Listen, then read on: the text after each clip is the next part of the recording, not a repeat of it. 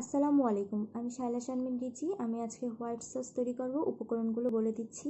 এখানে আমি নিয়েছি সামান্য পরিমাণে কালো গোলমরিচ গুঁড়া, 2 টেবিল চামচ পরিমাণ ময়দা, 2 টেবিল চামচ পরিমাণ ঘি, সামান্য রসুন কুচি, 1 কাপ দুধ, সামান্য মেয়োনিজ, 2 টেবিল চামচ পরিমাণ টক দই, স্বাদ মতো লবণ, আর লাগছে 1 কাপ পানি।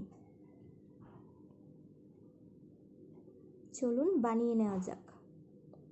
প্রথমে একটি কড়াইয়ে আমি ঘিটাকে দিয়ে দিচ্ছি। আপনারা চাইলে বাটার অথবা সয়াবিন তেলও ব্যবহার করতে পারেন।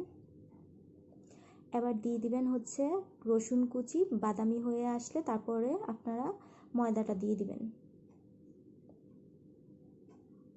ভালোভাবে মিশিয়ে নিন যাতে এটা লেগে না যায় বা পুড়ে না যায়, খেয়াল রাখবেন। আর চুলার আঁচটা মিডিয়াম রাখবেন। এখন আমি টক দই এবং মেয়োনিজের মিশ্রণটা দিয়ে দিলাম। ভালোভাবে মিশিয়ে নিন। দিয়ে দিলাম দুধ।